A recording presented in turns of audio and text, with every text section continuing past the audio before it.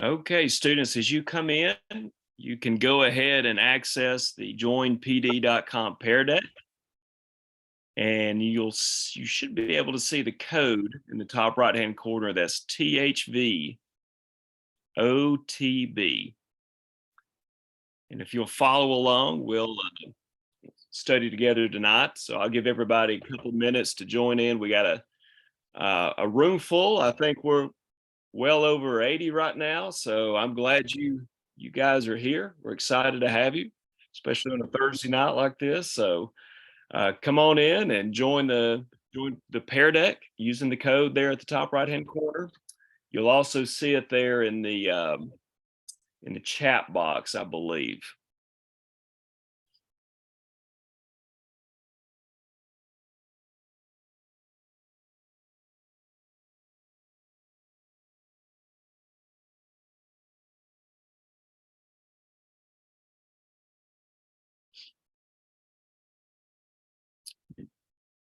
While everyone's coming in, if you're a teacher that's joining us tonight, if you would, in the chat box, type your name and the school that you're associated with, that you work for, that would be great so that we can get a record of that if you're a teacher joining us tonight.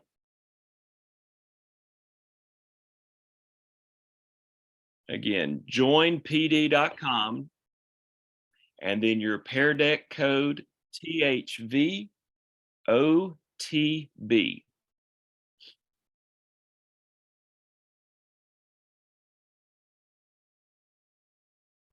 Another minute or two, and then we'll go live with that.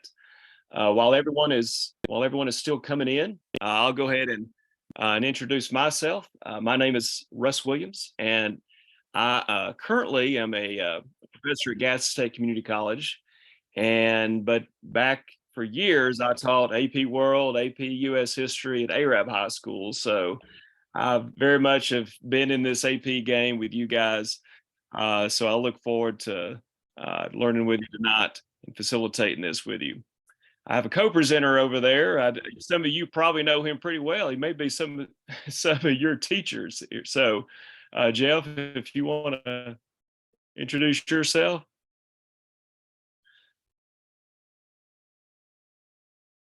Yes, good evening. Thank you, Russ. Yes, my name is Jeff Schrupp, and I am the AP World History teacher at Hewitt-Trussville High School. So I had the pleasure of presenting to a lot of students on Tuesday, but Russ has got us tonight. So if you have any questions, feel free to put those in the chat room, and I will certainly respond to you.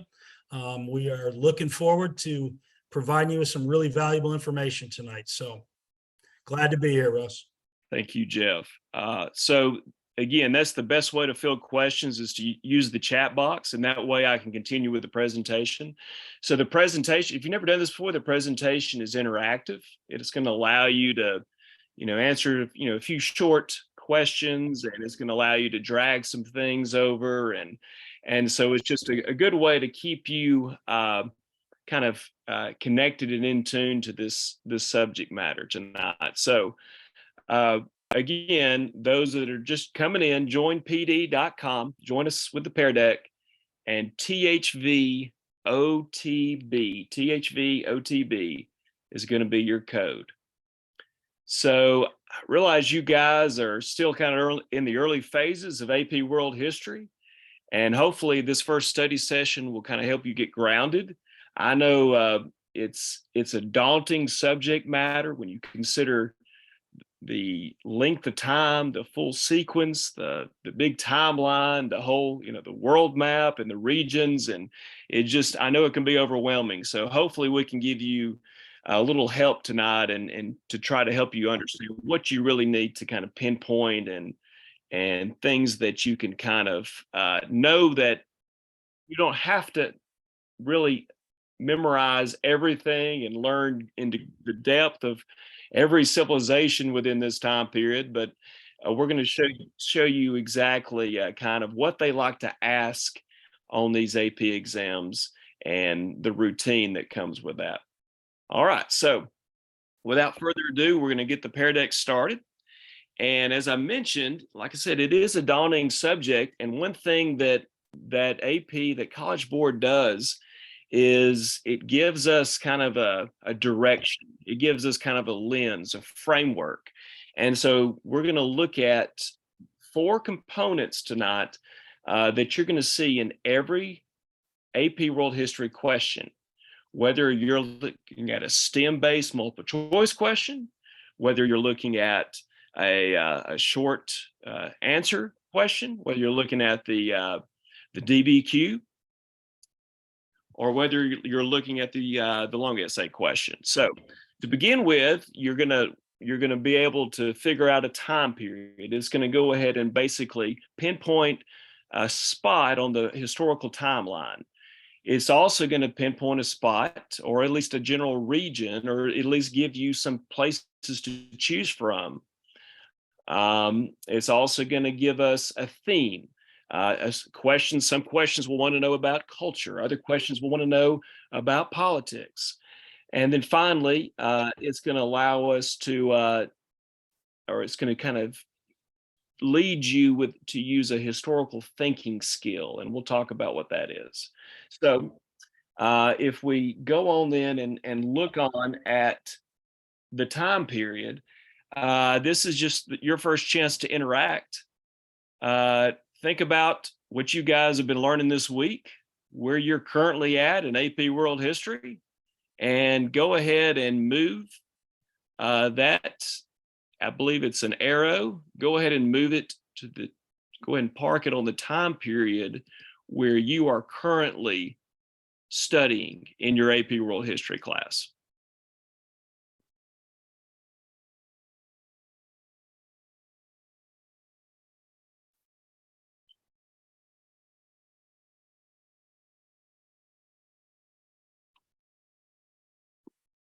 All right, and you guys should be able to see how everyone is responding.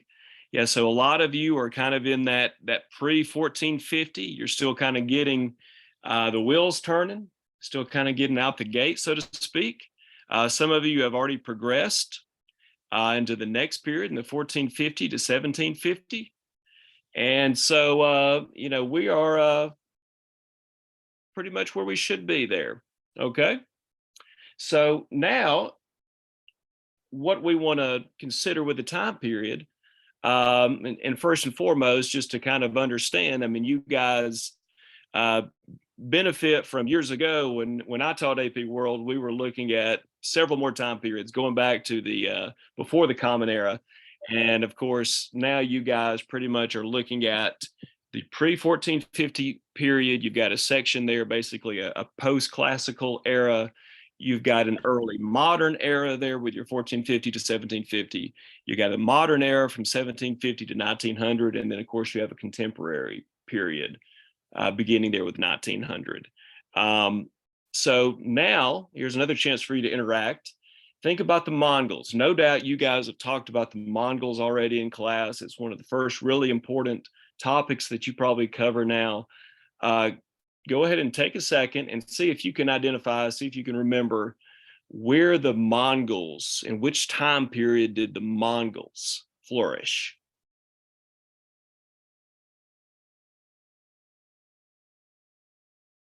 Both think about from the Mongolian invasions, the steppes of Asia, all the way to the empire, and of course the khanates, the kingdoms that were established. Go ahead and see if you can remember where the Mongols flourished.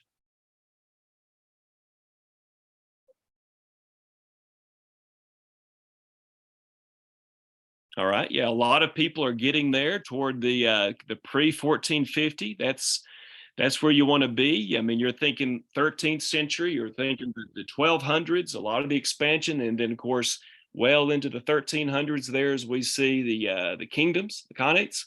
And so, yeah, you guys are right there where you should be. Excellent. Good deal. All right, let's move on now, and let's look at regions. Okay, this is where it's so important, so helpful for you. The quicker you learn some basic geography, the better off you're going to be. Because eventually you'll get those questions and it will basically just give you a region. It will want you to identify or discuss a region, or maybe 2 or 3 regions. And you'll have to remember, okay, what civilizations, what kingdoms, what peoples are we discussing here? Who lived in South Asia? Who lived in Mesoamerica or Southern Africa? And so just a few things here that you need to understand. When you look at the Western Hemisphere, understand that Mexico can sometimes, it clearly is part of North America. We also will group it with Latin America, and we'll do the same with the Caribbean as well. So if you get a question about Latin America, just think fair game for South America. Obviously, the Native American civilizations of South and Mesoamerica. Then, of course, as we get closer to the modern period, you're thinking as well about the countries and the nation states as well of Mexico and South America, and also the Caribbean. So understand that those Mexico can be fall at both places, consider North America, but also Latin America. The other spot I really want you to notice here, and this is, I guess, for a while, students have struggled with this. They will get questions about South Asia or Southeast Asia or East Asia. And as you look at the map, you probably can see why it would be very confusing if students can't pinpoint exactly which civilizations the question is referring to. For instance, if you want to discuss China, then you would be responding to some kind of East Asia prompt. If the prompt, though, gives you South Asia, then you're thinking more about India and the history of India. If it's Southeast Asia, you're thinking, of course, more about Cambodia and Vietnam and the ancient civilizations that even predated those, or at least post-classical civilizations that predated those. So that is very important for you to keep those separated. All right. If you'll move on now, I'm going to give you a chance to kind of play around with this. So go ahead and move so you have those colored flags. You have, of course, the red, the yellow, the green, and what looks like a purple color. Go ahead and drag those over. Go ahead and identify where you think, for instance, the Yuan dynasty was located, and then the Mali dynasty, the Swahili city-states, and then Malacca. Go ahead and drag those over.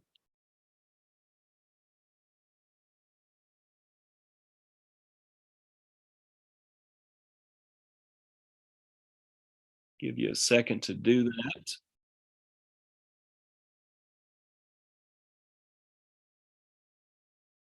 Again, these are the things that you want to be kind of in your intellectual wheelhouse, so to speak. When you get these prompts, when you get these questions, and you kind of go into a test a little bit cold, and you're not sure exactly where the question is going to come from, you want to have in your mind, you want to have a timeline in your mind, you want to have a map in your mind, you want to be able to kind of pull from that the same way you'd pull, for instance, the same way you use equations to take a math or a science test. Okay. So yeah, a lot of you are putting the red over in China, the Yuan dynasty over there. That's good. That's where that's where you're located. Of course, the Mali in West Africa. Good. All right. And again, make sure you're not getting into North Africa. The green, of course, you've identified, that's going to be in East Africa. So again, just over to the right of Central. And then, of course, in that Southeast Asia region, we're seeing a lot of purple there. The very important kind of corridor of Spice Island trade there in Malacca, or sometimes referred to as the Moluccas. So good. You guys have got a pretty good grasp on that. Let's go ahead and move on then. I'm going to talk about theme. So questions, a lot of these questions will give you your time and your place, and the question will also follow up with theme. It will give you basically kind of the framework, the lens in which you're going to concentrate on whatever it is that you're trying to figure out. And a lot of you guys will use maybe ESPN in class. I know there's other acronyms that you can use. When you are thinking about themes, these are the 6 that you're going to see consistently over and over again. We have our social structure. And here, of course, we're talking about society. We're thinking about who is ranked where. We're thinking, for instance, about class. We're thinking also about gender. We're thinking about issues with race. Again, a lot of the themes and the ongoing historical narrative in dealing with social structure. We're looking at what separates us. How do we kind of divide people across the world, and even, of course, within the state as well. The state building theme, of course, you're looking more from a political standpoint, and of course from a militant standpoint as well. The economic systems, there, of course, you're dealing with issues of trade. You're also looking at labor. You're considering, what is the economic system? Is it a free system? Is it more of a command economic system? Then, of course, you're looking at culture. You may have some questions about culture. When you think about culture, you're really thinking about more about our ideas, our values, our traditions, our practices, the things that kind of make us who we are, that kind of help us kind of generate a certain identity. And then, of course, we have technology. That's a pretty important theme. Some teachers I know almost teach world history by just looking at the progression of technology and how it affects each civilization, almost like the technology is the centerpiece. And you think, that can be, farming tools, and we can also take it clearly into the contemporary period and to, rocket propulsion. And then finally, of course, interactions between humans and the environment. This one's a pretty important one. And I think that this is, if you're struggling to kind of get the ball rolling, so to speak, when you answer some of these free response questions, sometimes it's a good thing just to stop and consider the region and the geography. What are they known for there? Does it rain a lot? Is it dry? Is it mountainous? Is it full of, fertile plains? And if you can kind of get an idea of what the environment, what the geographical features are, what the climate is, then you can kind of logically deduce how humans are interacting and how these people might be clearly working with the environment to improve the lives of the people within their civilization. All right, let's continue to progress now. So looking now one by one, the theme of state building, I mentioned a while ago, we're talking about political structures, but also when you look at the ongoing historical narrative and you consider the revolutions that become very important later on. You haven't really discussed many of those so far, but you'll get to them. But just the establishment of empires, you've talked about those. And then, you look at the structures that we put in place as well. So here's the prompt of this particular slide. So you see the pen. So move the pen to a state building word on the map. So you're looking at that map. We're looking once again, we're thinking about the Mongol Empire, late 13th century. So look on that map and just drop the pen anywhere you see a word that deals with state building.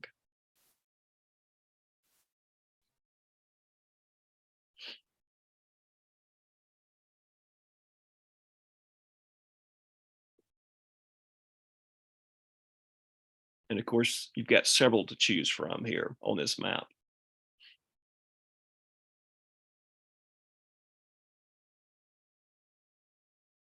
All right, I think most of you responded.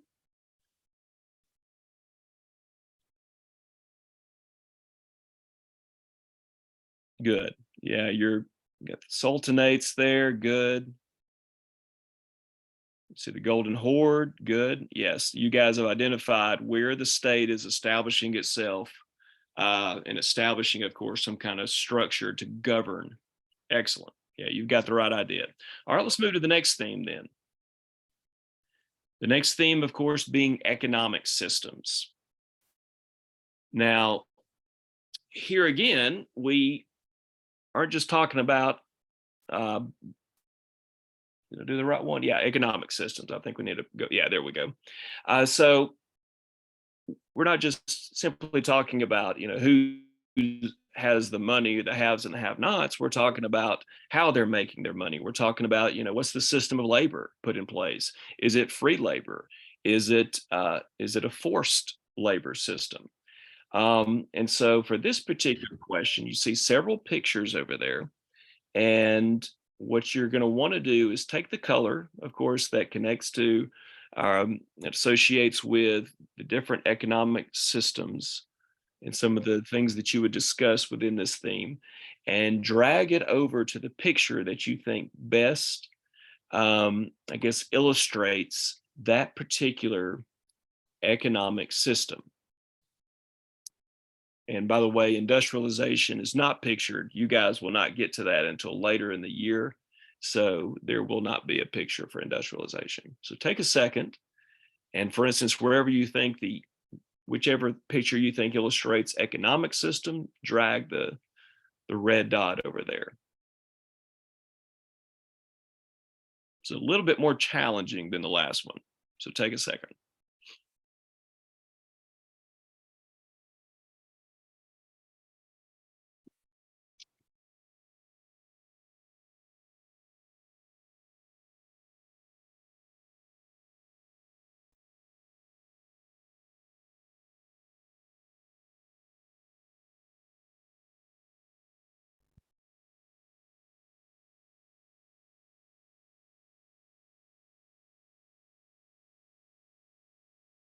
All right.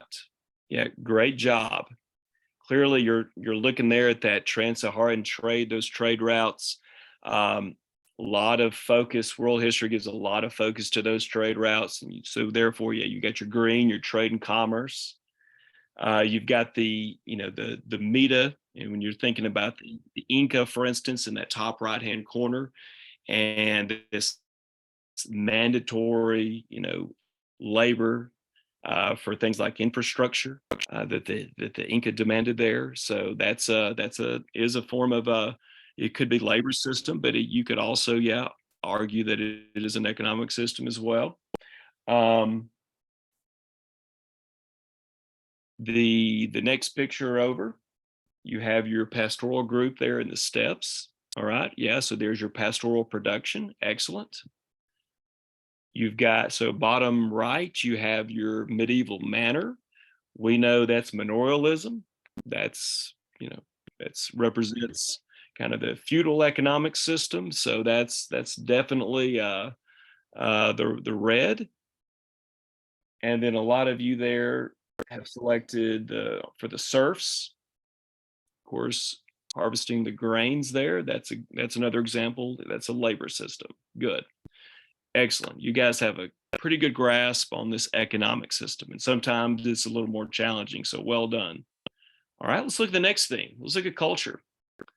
So again, culture is, like I said, it's a good way for us to kind of figure out who these people are in terms of their identity and what they believe and what makes them unique.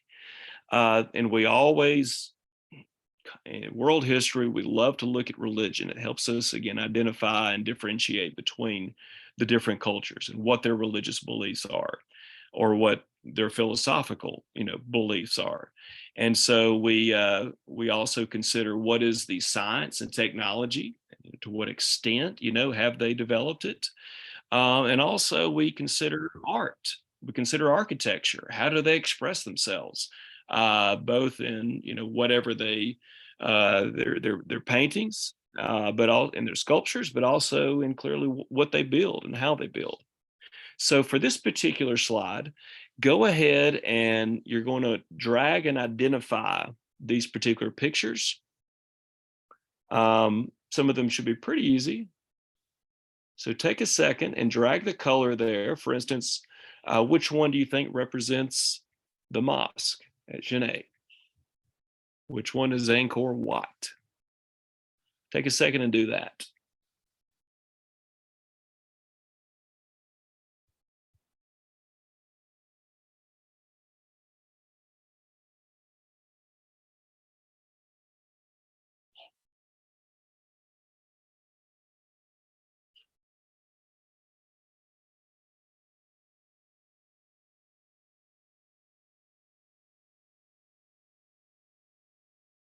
Okay, responses coming in. Yeah, good. Most of you are got a pretty good grasp on that. Of course, the top left is your house of wisdom. You think about the learning of the and kind of this classical, falls more in the post-classical, but it's definitely sometimes what we call a period of intellectual achievement in around Baghdad and the House of Wisdom and the Abbasid people there. So that's good. All right. And then of course, top right there, we've got Machu Picchu. Excellent. We've got the mosque there at Genet. And of course, you're also seeing the Angkor Wat, a great example of cultural diffusion and how, for instance, Buddhism spread along the Silk Road into Southeast Asia. Of course, that bottom kind of center, you've got your example there of Chinese fireworks. And of course, it's also going to help in the development of gunpowder technology. And then, of course, something else that for quite some time was superior to anything the West had, of course, and that was the wooden block printing that the Chinese used. Okay. All right. Excellent. So let's move on to the next theme. Let's look at the social structures. Again, as I identified earlier, this sometimes students get culture and social. Sometimes they get those a little confused. Again, culture, you're thinking more about our ideas and our technology, and again, what gives us our identity, makes us unique. Social structures, again, how do we typically divide people? How do we separate people within any kind of society? And here's your 4 common social structure kind of division. Sometimes we look at it from a standpoint of class structure. Clearly looking at your socioeconomic range there. You're also looking at gender roles. AP World History loves to consider the different gender roles across the world, and of course across time as well, because that is evolving continually. And then of course we have the issues of family and kinship, and then race and ethnicity. All right. So let's go ahead and move on.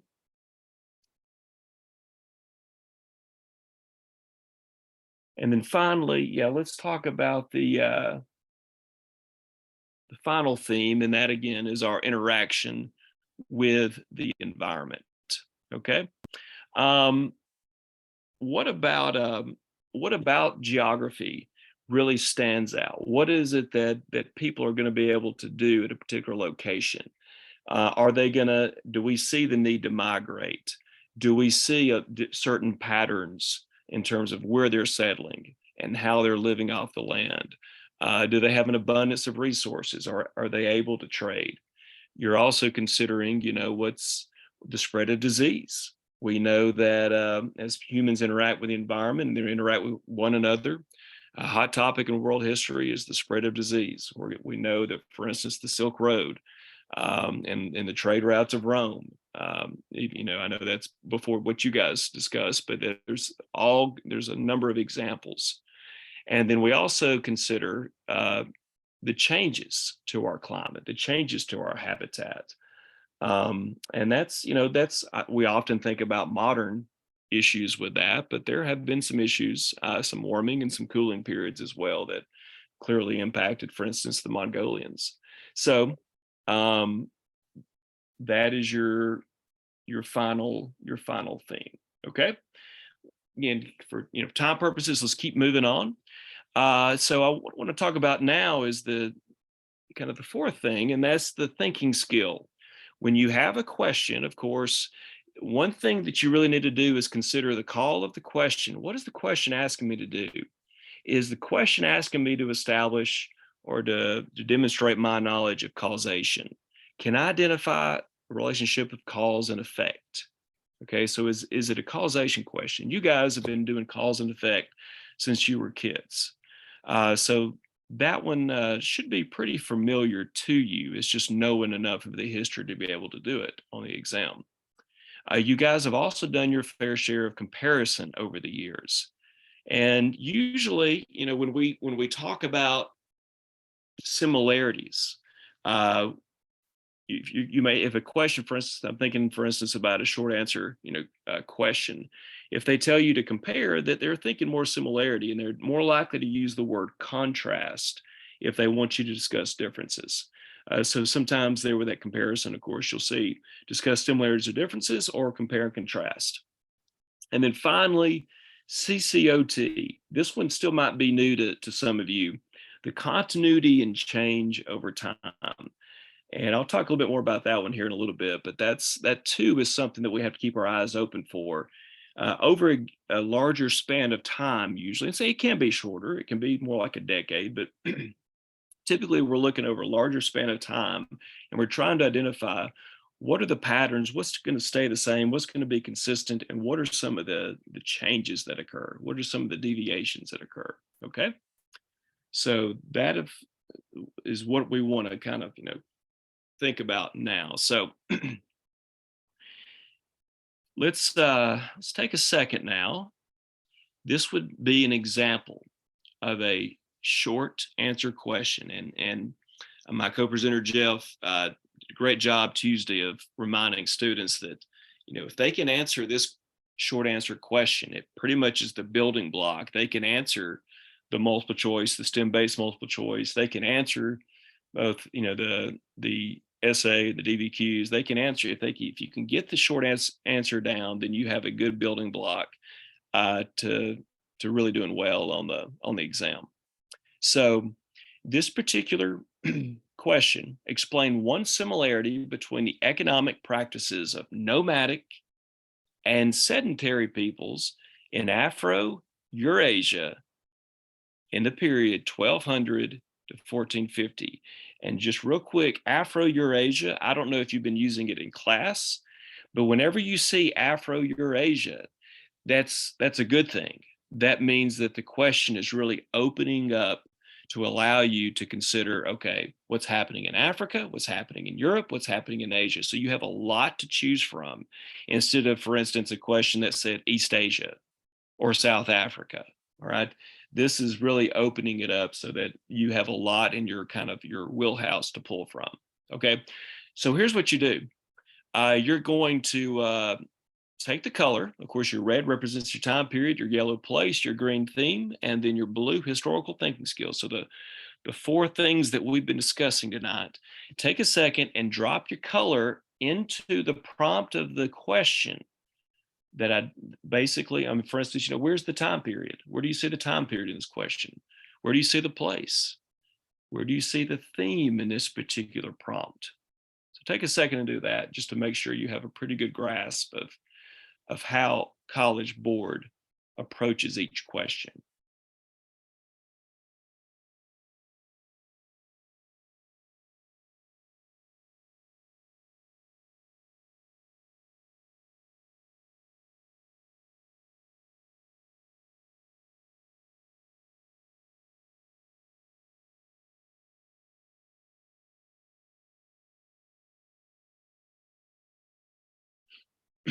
Excellent.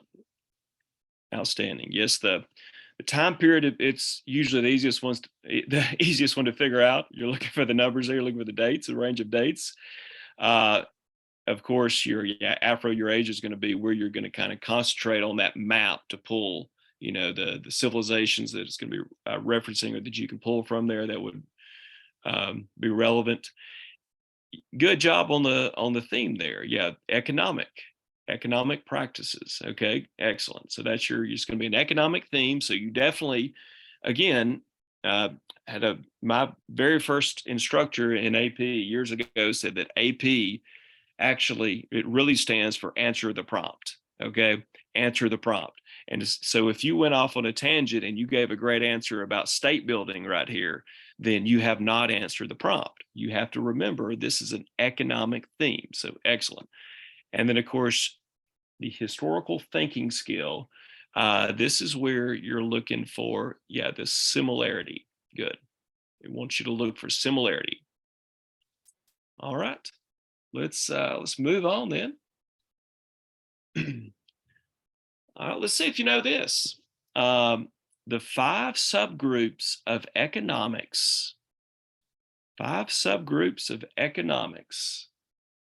If you want to go ahead and type in some responses, and let's see how you do. If you want to guess, that's fine. I'm just glad you're participating. This may not be something that you have memorized yet in October, but definitely you're going to want to brush up on this as you go along.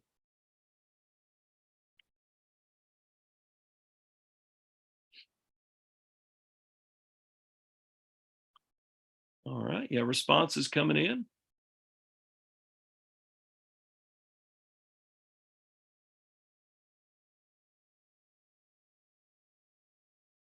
All right, let's see. Okay, yeah, I haven't covered this. All right, so I see trade, agriculture. Okay, good. See some pretty good guesses there. Labor systems, industrial. All right, this is looking good. So excellent.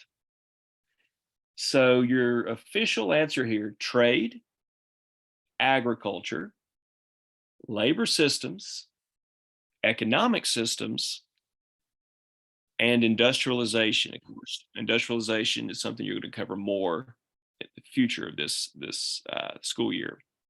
But definitely right now, you're probably already discussing a lot about trade, a lot about agriculture, a lot about labor systems, and even economic systems.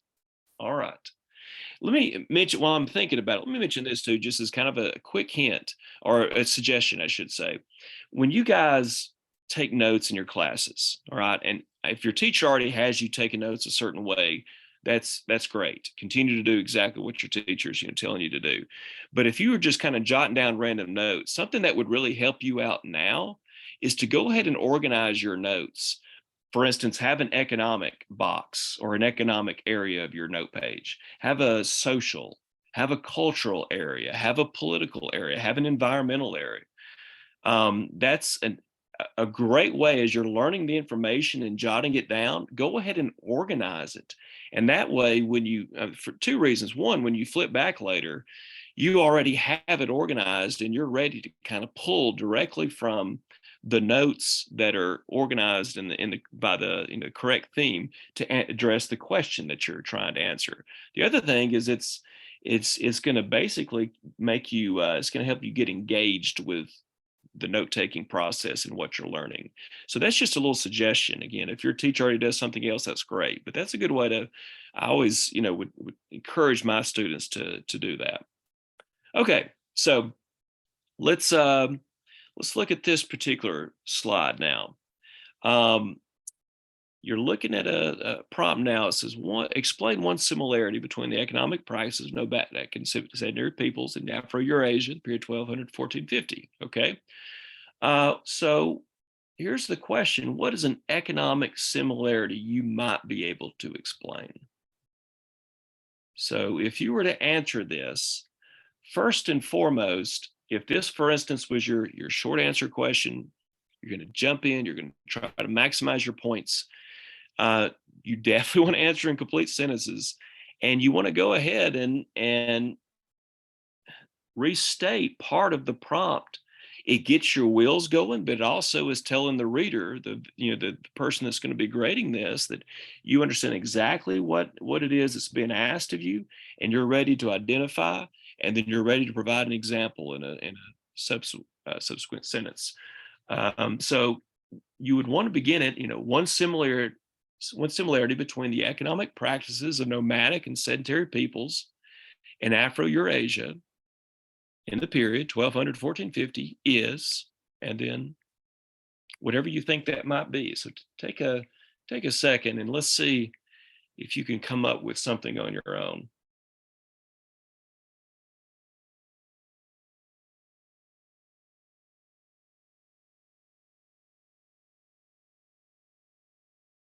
Again, think about that Silk Road that's so important in this time period.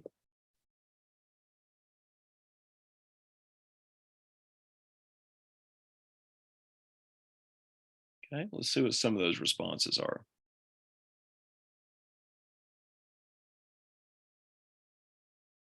Okay, I like the way that one is, notice one similarity between, we're resetting the prompt, we're getting the wheels turning, we're addressing exactly what the question is asking. That looks like a good one. Both nomadic and sedentary peoples, the lower classes mainly focused on agriculture. Oh, I like that.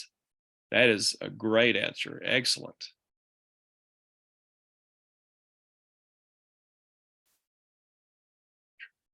Okay, political. Okay, yeah. Long distance local trade, the luxurious goods to indicate political and social power. Good. They needed a source. Awesome. Excellent.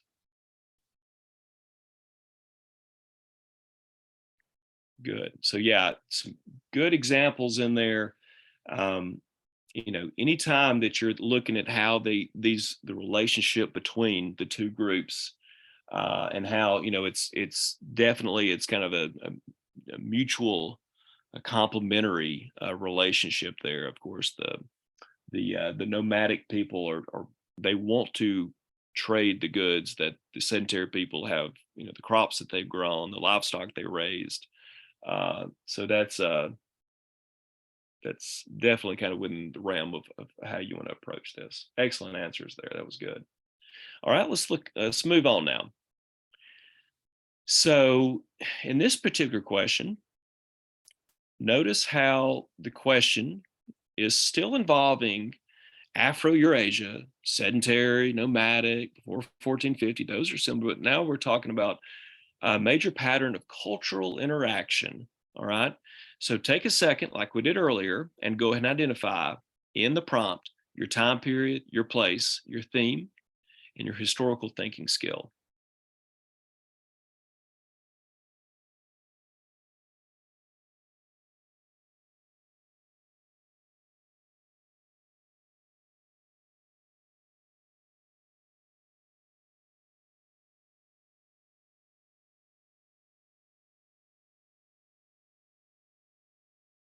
Okay. Let's see how everybody's doing. Okay, great. Yeah, I think you guys have a pretty good grasp on this. So uh, again, the red and the yellow are pretty self-explanatory by this point. The theme you've identified, we're talking cultural now. And then this is pretty interesting, and we're going to dive a little deeper into this. The historical thinking skill, it says something about explain a pattern. A pattern. Okay. Let's see. Let's think about what that's going to be. Let's move on to the next slide. So when we're thinking about patterns, what cultural continuity between the nomads and sedentary societies would you explain? So think about patterns as being another way to say what is an ongoing continuity. A pattern is something that we typically we think about a certain level of consistency. Okay, so when you say if you say the word pattern, automatically you should think, oh, that's a continuity and change prompt. That's exactly what they want me to think about. And if you, again, I told you earlier, I'd come back to this, the CCOT, the continuity and change. One good way that I learned years ago to try to help students fully grasp this when they first come across this, is think about your life so far from the time you were a kid until now as a teenager. And within that block of time, if your life was a CCOT prompt, What are the continuities in your life? What's been consistent? Is it where you live? Have you always played sports or been active in the band, or have you always loved art? Have you always loved gaming? What is it? What's been consistent, ongoing? And then also within that same block of time, what's changed? What's really different? Was there a major moment of change? Did you move? Did you change schools? Did you discover something new, a new hobby? Was there a change in the family dynamic? So that's a good way to kind of consider your own life and the ongoing continuities and changes that have occurred, and then look at the history and think about kind of look at it from that approach. Okay, just a real quick kind of suggestion there if you're still trying to understand that. Okay, so let's look at the responses here for this one.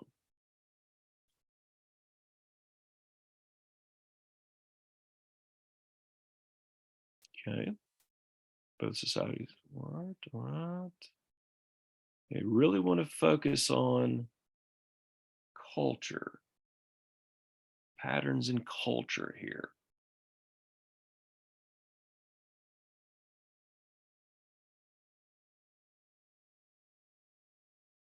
Yeah, that's a good one. Excellent. Again, when you hear culture, probably the first word you should think is religion.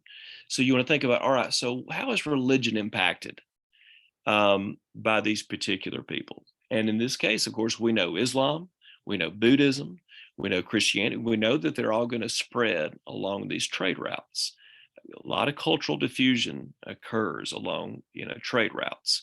And so that's always a good place to kind of dig in and begin, especially if you're kind of searching. So good job there with that one. All right. Let's go ahead and move on. Okay, so now we've got an image, and we're also going to kind of shift our focus to East Asia, and we're going to look at China.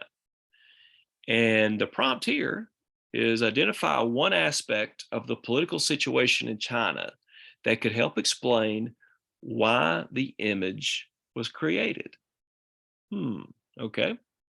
So first and foremost, let's follow what the slide wants us to do.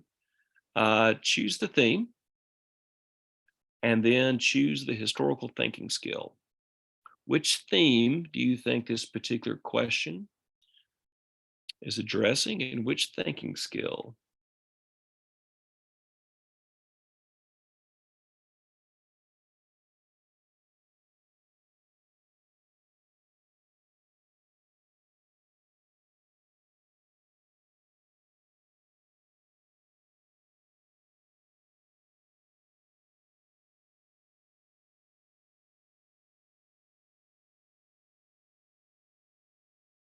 All right.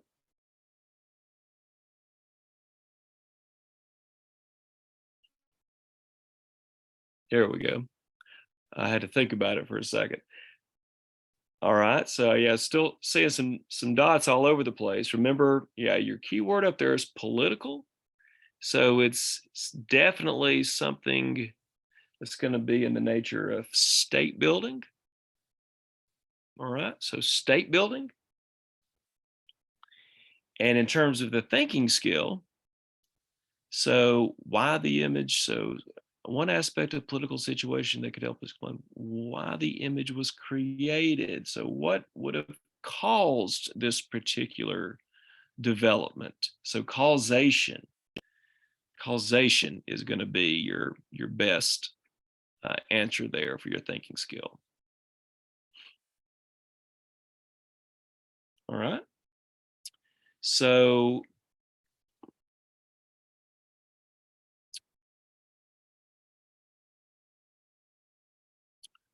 let's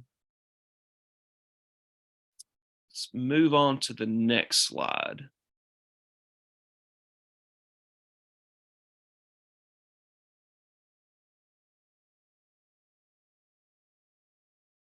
Okay, sorry, my bad. I was looking at a different one over here on my computer. One way in which the painting represents a change in social practices in China. Okay, So there again, go ahead and respond to those.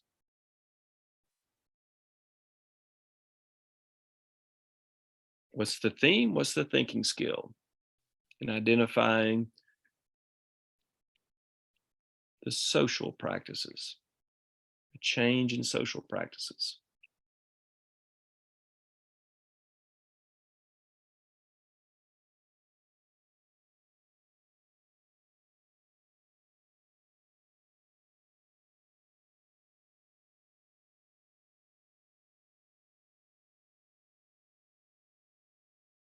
Okay, good. Social structure. All right. And then if we're talking about change, yeah, we definitely want to choose CCOT for that one. Excellent. And the image, I wanted you guys to kind of address this before I said too much about the image. One thing, the description, always look for your descriptions. Always look for the small text that is either directly above or below an image, because sometimes if you're struggling, that text will lead you to the right place. Um, but look at that particular image. Think about what China was known for in terms of kind of the filial piety, and think about the order, and think about definitely when it came to gender, the patriarchy, and think about kind of it would not be normal for women in kind of traditional Chinese dynasty system to be on a horse side by side with a man. So this is definitely something different, a change that's going to be brought by, of course, the political change of the Mongolian invasion and establishment of the Yuan dynasty there. Because remember, the Mongols practice a greater degree of egalitarianism, more kind of a equal roles. So, I mean, not exactly, but much greater than what we've seen in both the East and the West up to this point in history. So, a lot more equality when it comes to the theme of gender there. So, okay, let's uh, let's go ahead and move to the next one. Speaking of social structures, take a second and let's see if you know what the four subgroups of the social structure theme are. Take a second and type those up.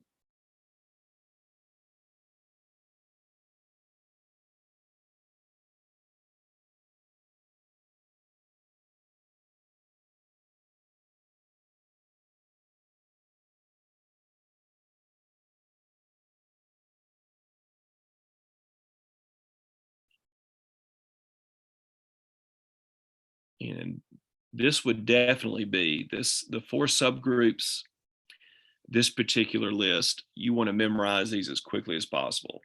It's only going to help you down the road.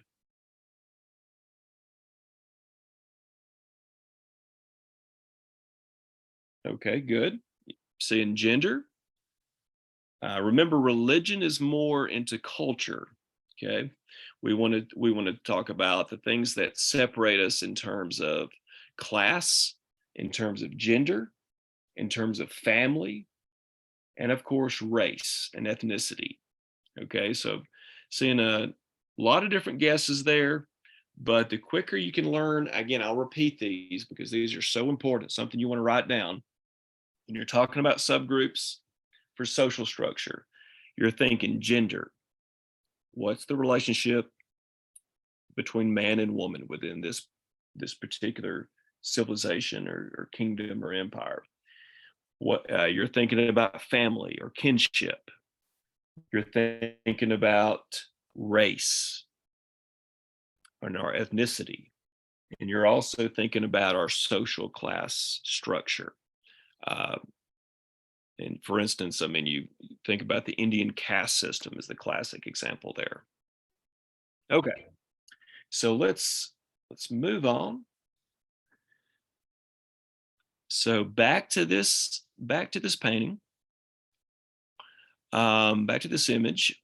One way in which the painting represents a change in social practice in China. What change in social practice would you identify. So let's see how well you've been listening. All right. What change in social practice would you identify here?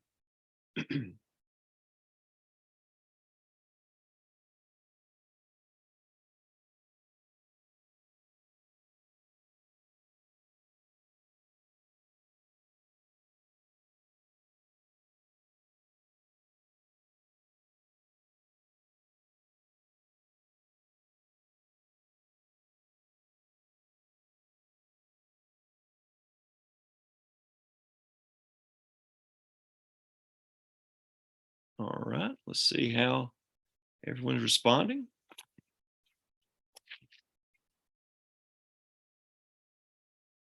Yeah. Change in gender roles we were talking about moments ago. Um, so here's where the short answer question, clearly the more you know about something, the better off you're going to be. But when you're getting in these sentences for the short answer question, again, you have this opening sentence that restates a large portion of the prompt and identifies something specific. And then you want to also be able to provide some kind of example. You want to be able to kind of take it further, show that you aren't just throwing something at the wall, that you actually have a little bit of knowledge of this particular, for instance, what the Mongolians brought to China in terms of uh, how how they felt differently, or how they kind of depended in many ways on women within their culture in more of an equal setting. All right. So it's just side by side mounted on this horse. All right. Um, you think again about the fact that they're hunting, and how many societies, how many in both Eastern and Western have reserved that for men. And once again, something so different about the Mongolians is it's clearly both man and woman are taking part in this. Okay. All right. Let's move on to the next slide. Oh, okay. So now we are going to change a word again. Now we're going to change um, culture. So if you adjust your answer, how would you adjust your answer? I should say, if the question asked for a cultural change.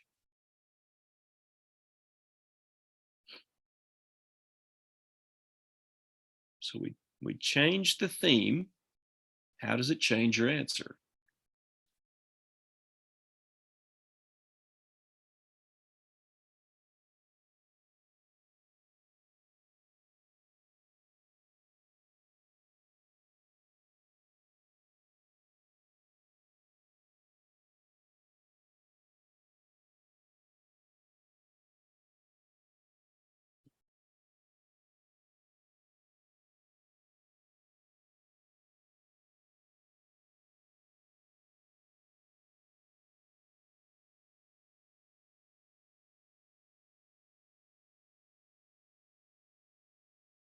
All right. Know if we're seeing any. Yeah, here's comes responses in.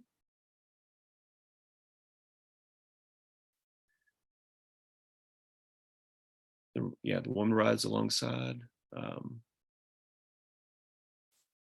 China existing superior would consider hunting form of barbarianism. Interesting. Um, yeah, I like that.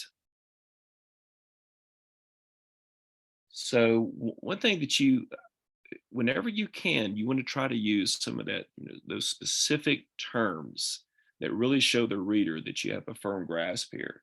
So, for instance, you know how important filial piety is within China. So, in this particular case, you want to, maybe this is a good opportunity to drop a term like that. You want to think about the kind of rigid and firm um, relationships and like the hierarchy that's established by filial piety and that respect, and you don't get out of place, and you kind of know your what's expected, and you fall within a certain order. And it's like the Mongolians have completely kind of altered, that changed that traditional sense of filial piety. So trying to use a term like that would be a great idea here when you're addressing the cultural change. All right. Let's keep moving on. We're getting pretty close to time here, just a little bit longer. Roughly 10 minutes or so, and we'll kind of bring this evening to a close. Again, appreciate you sticking around with us and hopefully learning something about how to tackle these questions and what exactly they're asking. So now let's look at a different picture. We're looking basically the old Persian Empire. We're looking in the interior courtyard there, an inn near Tehran. Okay, so modern day Iran. And in this particular prompt, one way in which the type of building shown in the photograph facilitated cultural exchange in Afro-Eurasia in the period 1200 1450. Again, take a second and identify what do you think the theme is and what's the thinking skill this particular question, this prompt is asking.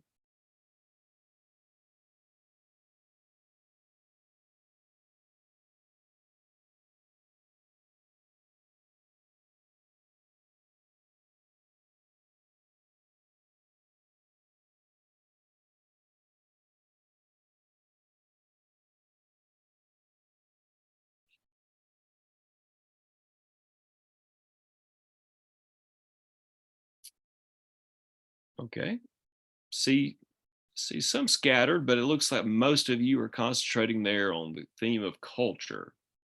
Good. Yeah, you're thinking again, you're looking at architecture, you're looking at the courtyard, the style of architecture. So yeah, that's what makes us art and architecture fall into that cultural. Again, what identifies us, what's unique, it kind of makes us who we are. All right. And then for the question, of course, it was the CCOT. Oh, excuse me, it was a causation. My bad. It was a causation question. All right. Um, now, what cultural exchange would you identify here at this roadside inn near Tehran? So take a second. What do you think would be exchanged? Cultural exchange would you identify? Go ahead and type your response.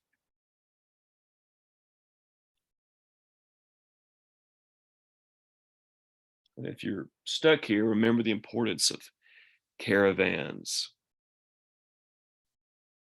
trade routes.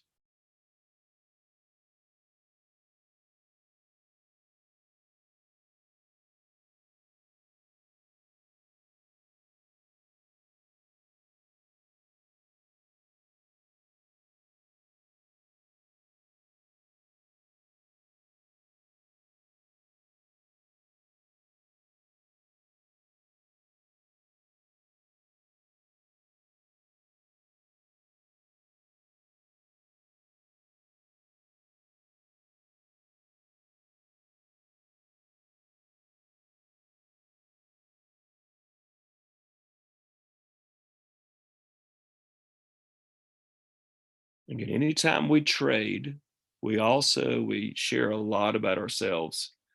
Um, and when you see culture, the first thing that pops up in your mind would be what?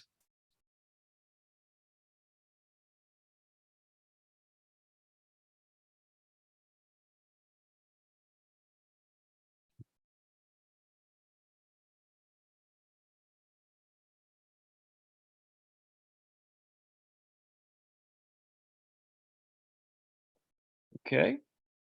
So if you said something about spreading religion, spread of Islam, if you said something about the spread of Arabic numerals,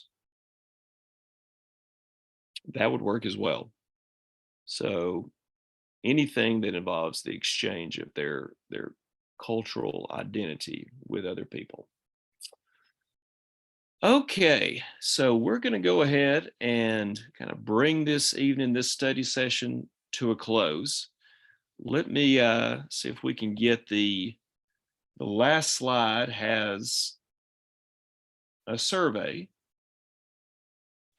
So if you guys would, last thing here, if you would click on the survey and complete it for us. And again, give us some feedback. We're always looking for ways to improve. I appreciate, again, you guys joining us tonight. I hope it's been beneficial. Um, a lot of things that, you know, your teachers are probably already telling you. And I know my students, when they attended these, they would say, well, sometimes we just need to hear it from a different voice, you know. So hopefully there's been something that you could, you know, a few takeaways from this that have been helpful to you. And especially in how you approach each question to really kind of pinpoint the framework, the time period, uh, the the place on the map, you know, which you know, kind of location, and of course, what kind of thinking skill are we also expected to use when we answer this question? All right. So yeah, as you complete that survey, that's all we have for you tonight. And again, thank you guys so much. And as you guys go and competing Friday night, I hope everyone has great games, and you know, the band and all the cheerleaders and everyone has a great time tomorrow night. And everyone, I wish everybody could win, but we know that's not possible. But anyway, good luck, best of luck to you.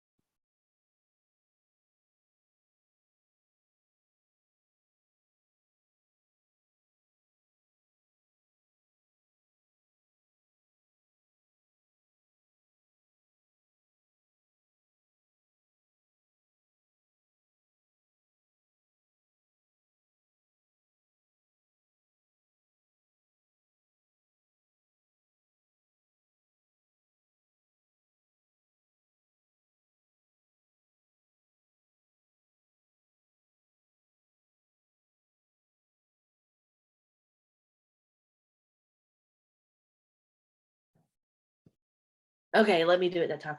My chat is disabled, but Abby Kirkland from Hewitt Trussville High School is here and has been here the whole time. Oh, Abby Kirkland. Okay. Yeah, I Thank you, see you, Abby. Abby. I've got you. Okay, thank you. Yeah, I recorded you. Okay.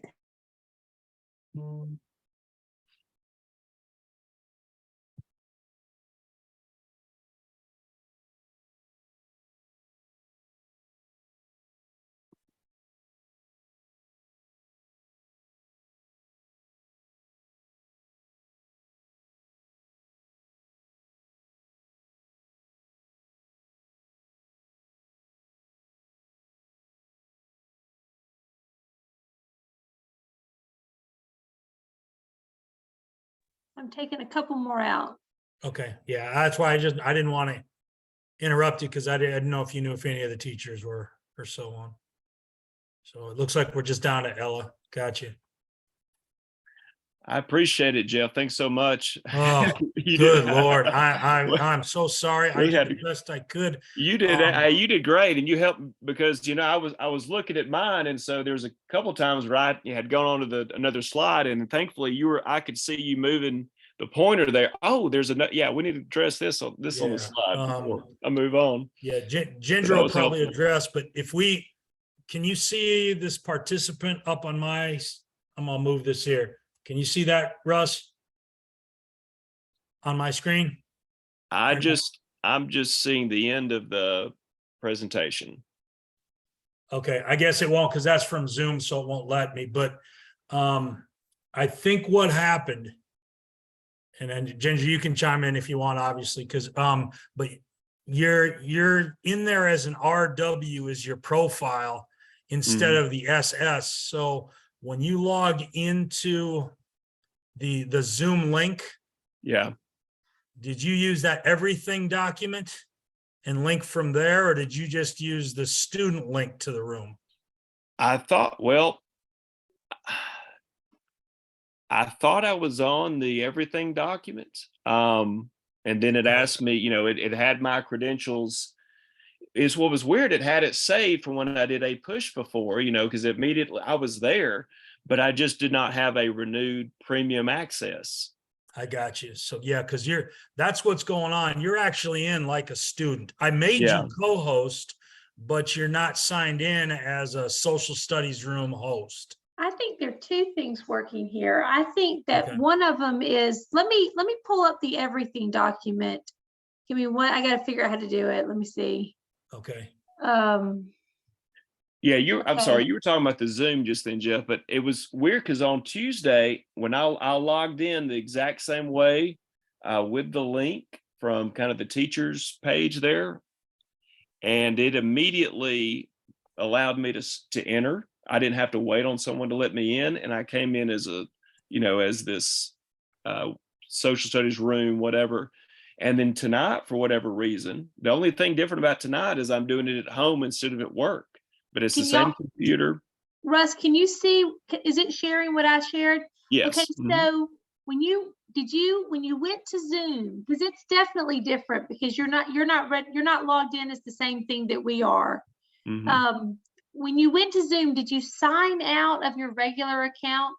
You have to sign out and then sign back in. I did not, but I haven't. I just weird. I haven't used it since Tuesday. Listen, I had trouble tonight too. I had to get Rhonda to re-authenticate me tonight. Yeah. Luckily she was by her phone. I did the exact same thing I did Tuesday. I clicked on the link, I went to my email, and then Tuesday I went straight in, and then Jeff and I met there. He didn't have to let me in, and tonight it labeled me as Russ Williams, and it looked like I was a student waiting to get in. Yeah, okay. I don't ever click on a link. I type into Zoom this SS room, and then it's 7A. You got to type that into Zoom as the email, and then the password is Zoom room 7A. Right. Yeah, there's no link. I've never clicked the link, Russ. You never done the link there? The link is the kids. Right. Okay. Well, okay. Yeah, I'm sorry. I'm already always logged in, so I don't worry about that. But that's what I thought. I thought we might have done that. My fault. Yeah. I again Tuesday I did the link, went to the email, and it brought me in though. So I'm not. Did you, Jeff? Who started the meeting on Tuesday? I did. You did. Well, did you have to make Russ a co-host then? Oh no, you actually were in before I was. I was already in. Right? I was in, yeah. But then you had to make me I think you had to make me a co-host. But I was listed though, instead of my name, Russ Williams, I was listed as Zoom room 7A. Yeah. I don't know. You were definitely your name, and I've never been listed by name before. No, me either. But Ben knows how to do it. And I told Ben, now the second issue is the Pear Deck. What happened on the Pear Deck? How did y'all figure that out? That Russ, you couldn't advance the Pear Deck. So, of course, I've been playing with it and using it and getting ready for it. And then I was trying this afternoon. I said, okay, well, why am I not seeing? Because I was going to play the role as a student on my phone as I followed it. And I'm like, why am I not seeing the link or the passcode or whatever? Where's it at? What am I missing? And then I finally remembered, oh yeah, when we did this for APWH, they had to get us a subscription, a premium subscription, in order to use all the features. And no, I had one back then, but I guess it lapses.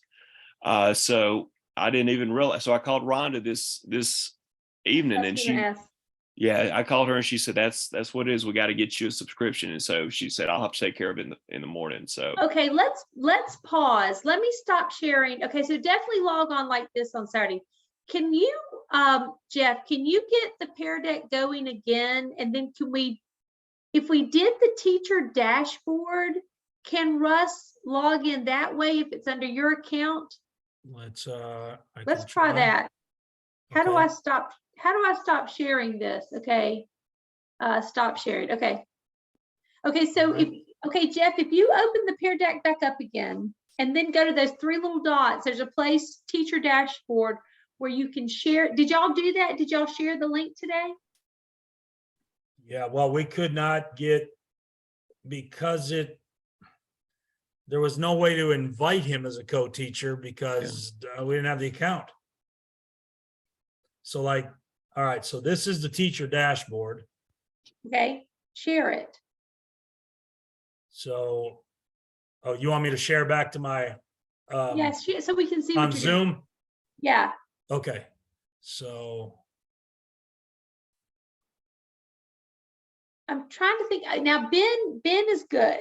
Ben can get it going. He's never done this one, Russ, so you probably still need to do it. Ben said he was here tonight. I was texting with Ben tonight too. So he was watching you for a while, and I told him that you were having trouble with Pear Deck. So he said he would open the room early. okay. All right. you all see the, the three dots. I okay, think yeah. Rhonda Now said she could, that's going to invite co-teacher. Okay. And they copy the link. Okay, put it in the chat, and Russ, see if you can open it up if he sends it to you on the chat. Okay.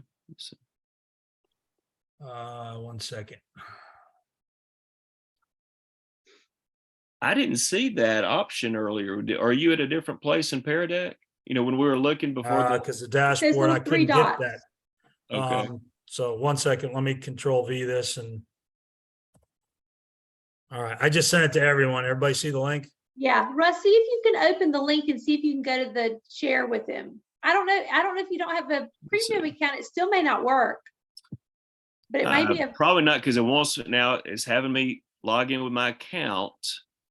With your Pear Deck account? But it's saying I'm a co-teacher. So I've got a free Pear Deck account right now, not the premium. Right. So let me see what it does. Okay, no, it's making me upgrade to premium. Oh, Yeah, okay. I thought that might work. Okay. Rhonda acted as though on the phone earlier that we could get this done tomorrow. Oh yeah, Ron, you knew who to call. Yeah. You know exactly who to call, Ron. Yeah, we worked together for a lot of years. So I can't believe that I didn't think about that extra little subscription issue, because you're looking at I was involved on Tuesday, and then I was, been playing with it, and that last little step is crucial. But I'm so glad that y'all figured it out. And I'm glad Jeff nailed it. He was perfect. So I'm so sorry. Yeah, like a couple of your slides, I'm like, Russ, I'm coming. I promise. I was just responding to chat. Oh, that's okay. I tried to just start talking about something if I could. Yeah, but I did the best. You did great, man. And like I said, I could, like when we were looking at the students, and you were kind of pinpoint, I could see the you were toggling or you're identifying some, and so it helped me a lot. So what you were doing was very helpful. It was great. I'm still brushing up. It's been a while since I've been in AP world. So No, content. so that I was hope all I didn't great. kill it too much tonight. But Ginger, so that was that a teacher that was having the Google account problem, or was that a student? What? Chloe, someone that I asked you about. She never texted me, so I don't know. Okay, so she said she finally she figured it out. She was doing something from I don't think there's a Chloe. One of your little kids thought I was you. It was Tyler, kept texting me. Do you have Tyler Bailey? Okay, well, that's good to know. I will make sure to point that out to him. He thought I was you. He kept asking me silly questions. Yeah, they were kind of related. Like he said, "Where's China?" Okay, yeah, I will make sure to make reference to that. He definitely, at the end, I figured it out that he thought I was you. Okay, I got you. Okay, did you copy and paste did you send Rhonda the link to the takeaways? No, I created the takeaway, so I'll go into my Google Drive and I'll send her that. Jeff, that's really why I did this. I didn't want to mess with those takeaways tonight. Yeah, it's all good. Yeah, no, I created the folder. I don't get paid to be here. I don't want to do any of it. Yeah, well, all right. Well, nonetheless, we survived it. Well, I'm sorry you had to work extra, Jeff. I do apologize. No, I'm fine. That's fine. It should have occurred to me earlier in the week. I don't know that subscription part always. I don't use Pear Deck for anything else, so I never think about that. Well, and you don't think of any of this stuff until you need to turn it on or open. Well, you're more worried about Zoom and making sure everything. Yes. We had some kid in Zoom had his Halloween mask on, and so I had to scroll down because that was distracting me when we first started. Did you got a scary clown here? I don't know if this is gonna work or not. Did you see the kid with his Nerf gun and he was doing all sorts of stuff? I had to turn his camera off too. Oh my goodness! So they're so silly. Do you recommend doing that? Completely just turn everybody's camera off? We can. I think you only need to turn them off if they're doing something. Okay. Yeah. All right. Otherwise, I'm impressed that they have their cameras on. Yeah, I'm surprised a lot of them do. You're willing to show their camera. Yeah. Y'all, there were 132 people at one point in that period. Yeah, that's why that Pear Deck, from when I was trying to toggle back for you, Russ, it was lagging because there were just so many responses. Mm-hmm. So that's why it hung up a couple of times. That's good to know. Like I said, when I was doing APWH, we were lucky to get 20. Of course we had some small cohorts then, but this is a good sign though, especially for AP World. This is outstanding. Hopefully I didn't ruin them. Hopefully, in spite of anything I did tonight, they're going to all make 4s and 5s. Jeff, tell me, run me through your list of teachers you saw, just so I can hear their names. Oh yeah, let me go back. Okay. I saw Ridge. I saw Mandy. All right, these are the ones that responded. I saw Mandy Wakefield. Yeah. Ridge Watson. Mallory Penley. Okay, who Mallory. Am I still sharing my screen with you? Yeah. Is that Daniel's person? Isn't that Daniel's? Yes, it says Heart So High on it. Yeah. Okay, that's Daniel's person. Okay, who else? Brett Benefield from Plainville High. Please forgive my dogs. And Brandon Horton. I don't know who that is. Did he say where he was from? Yeah, it does not. It just says, Plainville High School. Okay. Kelly, can you put them outside, please? And then who was the last person? She was there with us at summer. I can't think what her name is. Yeah, that's Abby Kirkland from Hewitt. That's my school. She's yours. Yeah. I'll get her. Yeah. Okay. But that's all I saw that ended up getting it. And then you'll email their names to Rhonda for me? Yeah, I'll fill out the Google form here in 5 seconds. So I'll do the Perfect. Google form and I'll share the link to the takeaway and we should be good. Excellent. And Russ, Okay. don't forget, now I will forget, I will not log in unless you text me. But do you have Ben's telephone number? It's on that everything document. Okay, I can share it with you. Yeah. I told him about the Pear Deck. Russ, will you please text me if Rhonda gets the Pear Deck thing worked out for you tomorrow? I will. Mm-hmm. And Okay. I'll go ahead and send her an email just to remind her so she can get on that first thing if she wants to. Probably already done it. Would be if I Probably so. know Rhonda, she has already done that. And she's already long since taken care of that. And then I'm going to text you Ben's number right now, although I know it's on the everything document, but there's something to be said for just not having to look. I appreciate it. And then if you need something, text me. Because Jeff, you're clear because Ben says he's good, Russ is good. So Okay, yeah, you don't need to log on unless you just have. Okay, Unless you I'm in Tuscaloosa. So I'll be down here for the game Saturday. But if I'm needed, I've got time that morning, so I'll be here. It's all gonna be fine. We'll They're be not gonna fine. need you Yeah. unless something bad happens. Okay. But yeah, definitely let me know, Russ. I want to get the update on the Pear Deck. And other than that, oh, and don't forget, if you're the first one in, you've got to log in with that SS Social Studies 7A. All right. Don't click the link.